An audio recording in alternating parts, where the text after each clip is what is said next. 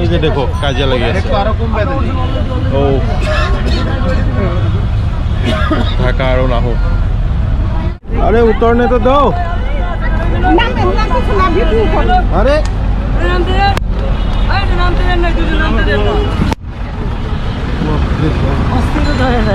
আরে এটা কি রে বাস এখনো উঠিলো উঠিয়ে গম পালো যে এসি ভাল লাগিছে এতিয়া অলপ মন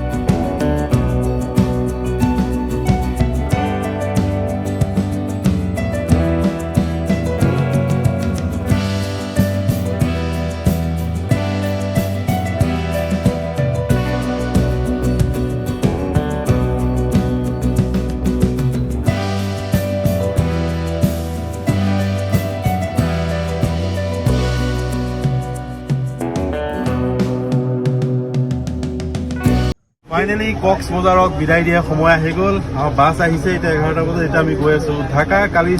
ৰাতিপুৱাৰ পৰা ঢাকা এক্সপ্ল'ৰ জংঘলৰ মাজত আমি আহি থকা চুপাৰখনৰ আগ চকাটো ব্ৰাষ্ট হৈ গ'ল আৰু এফালেও জংঘল 100 কিলোমিটাৰ এফালেও 100 কিলোমিটাৰ এফালে 100 কিলোমিটাৰ একো নাই মানে আৰু এইফালে এনেকুৱা জেগাত ডকাইত হোৱাৰো সুবিধা মানে চান্স থাকে মানে এটা বহুত ৰিস্কত আছে নাজানো কেতিয়ালৈকে ঠিক কৰি আছে ঠিক কৰিবই পৰা নাই সিহঁতে চকাটো যেনে তেনে খুলিছে এতিয়া আৰু এই ওচৰ পাজৰৰ মানুহখিনি যিখিনি মানুহ ইয়াৰ লোকেল মানুহখিনিয়ে কৈ আছে এঘণ্টাৰ বেছি হ'লে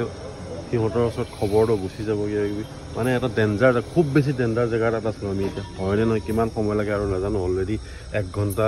অলমষ্ট 1 ঘণ্টাই হৈ গ'ল বৰ বিপদ তাত পৰি গৈছোঁ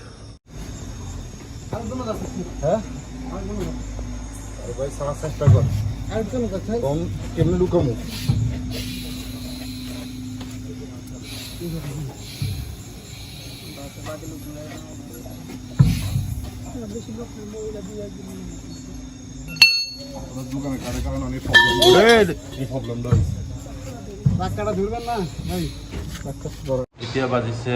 ইণ্ডিয়াৰ টাইমত 2টা আৰু বাংলাদেশৰ টাইমত 2:30 বজাত খুব ভোক লাগিছিলে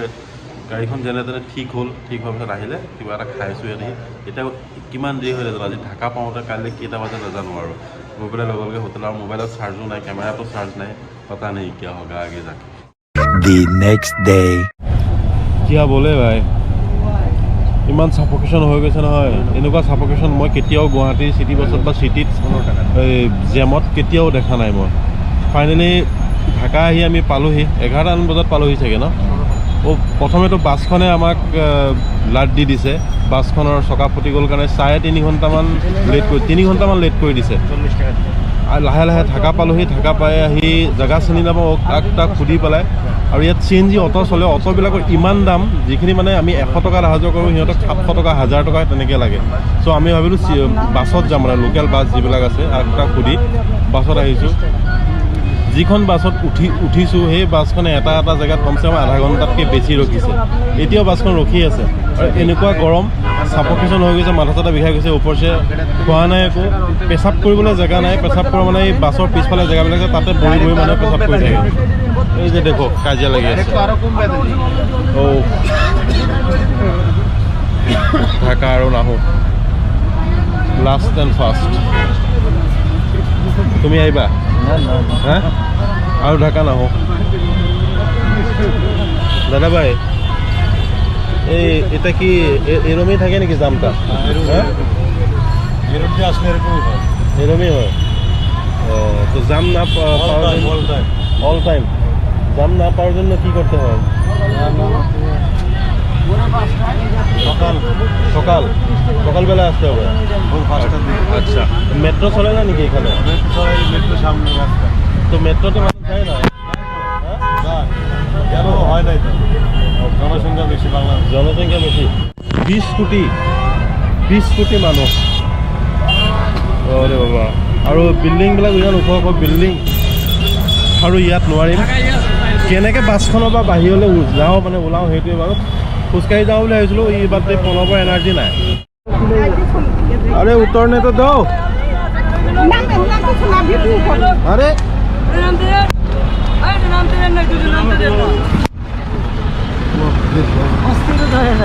আৰে এটা কি ৰে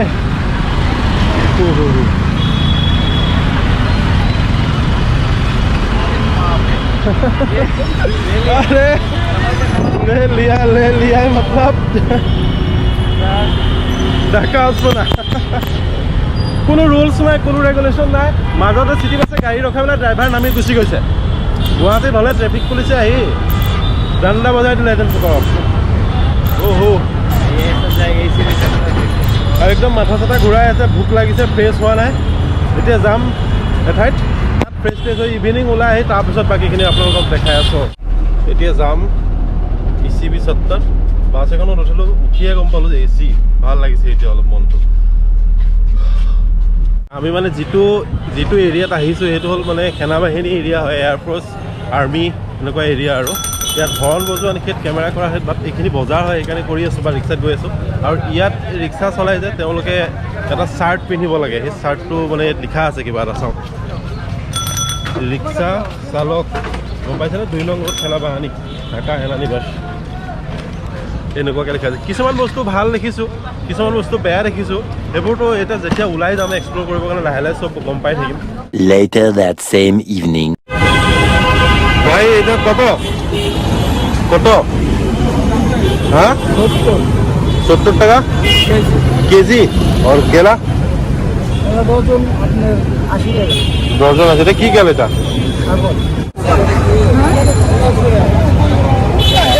মামা এটা আপেল কত কইরা 250 अच्छा ये क्या है नाशपाती कटो 300 ये क्या है ये कमला नहीं ये तो कमला ऑरेंज तो नहीं है ना ये ऑरेंज है अच्छा ये तो कटो 380 টাকা बाबा रे बाबा और आम 250 आम क्या बेटा मामा डोसा और ये ड्रैगन फ्रूट कितना ड्रैगन को ले लो 300 টাকা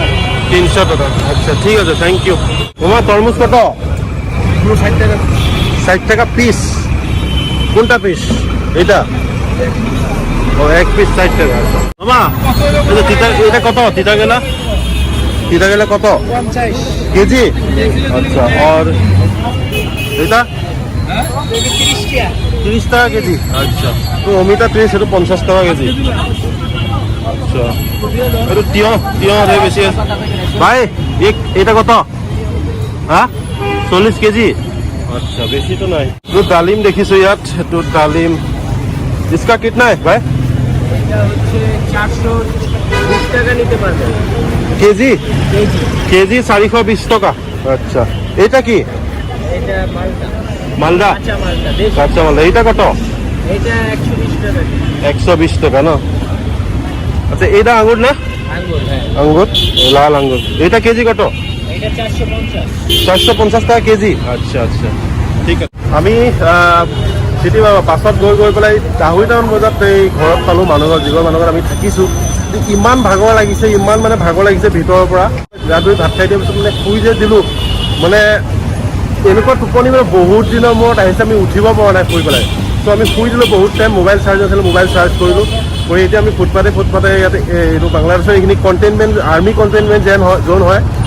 এইখিনিত আমি এনেই ফুটপাতে ঘূৰি ফুৰিছোঁ আৰু এই শাক পাচলি যিবিলাক ফ্ৰুইটছ আছে ফ্ৰুইটছবিলাকৰ দাম এনেকৈ সুধি আছোঁ কোনটো কি দাম কম্পেয়াৰিং টু ইণ্ডিয়া চাই লৈছোঁ ভাই নাৰিকল কত নাৰিকল কত 100 টাকা আৰ দেশে 140 140 আচ্ছা খাইবা 140 নাৰিকল এটাত 100 টকা আৰু 140 টকা সৰু ডাঙৰ আছে চাগে ভাই আলু পিঁয়াজ কেজি কত ভাই আলু পেঁয়াজ কেজি কত? 50, এটা 85, এটা 90, ওটা 70, এটা 85 কেজি 85, এটা এটা 90, 90 টাকা, আলু 50 টাকা, এইটা এটা 70 টাকা, আর আদা আদা আচ্ছা এটা 280, 280, রসুন 230, 230 কেজি না? আচ্ছা শুনিছে না আলু পিঁয়াজৰ কিমান দাম? পিঁয়াজৰ বিশেষকৈ বহুত বেছি দাম।